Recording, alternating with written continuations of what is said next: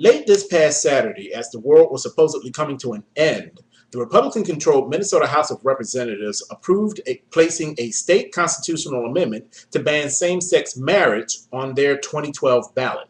Because, of course, same-sex marriage is such a serious economic issue, not to mention all of those opposite marriages like that of Arnold and Maria, that would be irrevocably damaged if same-sex couples were suddenly allowed to marry. That same-sex marriage is already banned in the state of Minnesota means absolutely nothing to these people, as they feel it is their God-given duty to protect the so-called sanctity of marriage from activist judges who have the gall to think that life, liberty, and the pursuit of happiness should actually apply to a bunch of godless homos living under the delusion that their relationships are just as meaningful as those of God-fearing Christian bigots. Of course, those who try to veil their homophobia with the cloak of reason will claim that it's not about hatred or discrimination and give you the usual one man, one woman, Adam and Eve, not Adam and Steve arguments.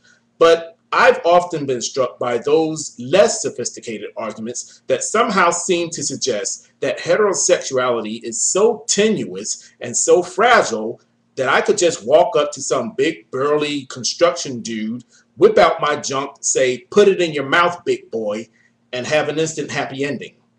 To hear people like Rick Santorum, Rick Warren, and all of the other homophobes put it, you'd think that same-sex marriage would somehow herald the coming of the apocalypse. And well, we saw over the weekend how well that worked out for Harold Camping. Seriously though, listening to all of these excuses coming from the opposition, I've come to the conclusion that folks who fear that same-sex marriage and the repeal of Don't Ask, Don't Tell for that matter would lead to mass public gay orgies in the streets are actually being influenced by, of all things, gay porno.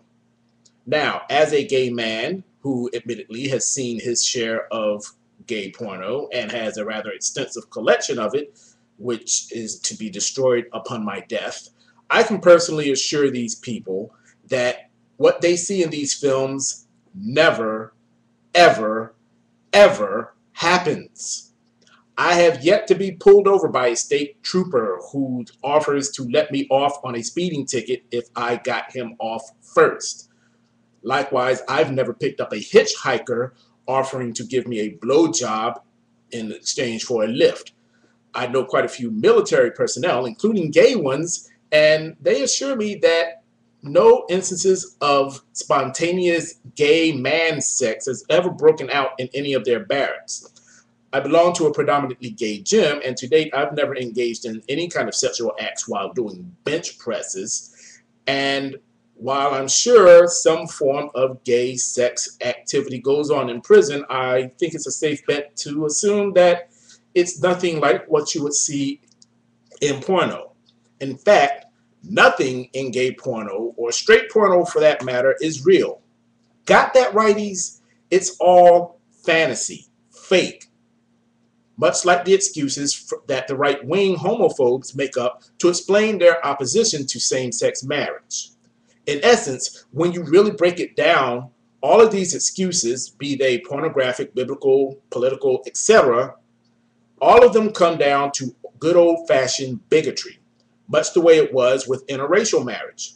Fortunately for those of us on the right side of history on this thing, the opposition to same-sex marriage will also go the way of the opposition to interracial marriage.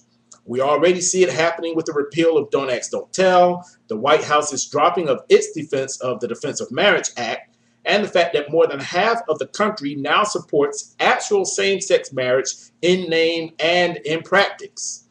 The opposition knows this, which explains why they are in such a great panic to throw up all of these constitutional roadblocks, knowing full well that they could be overturned by one Supreme Court decision in our favor, much as sodomy laws were overturned in 2003.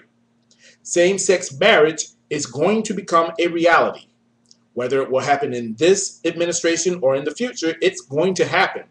The right wing can either make itself comfortable with this reality or continue to waste time spinning against history. In any event, they'll always have gay porn to keep them happy or fearful or whatever. I just hope They have plenty of towels handy.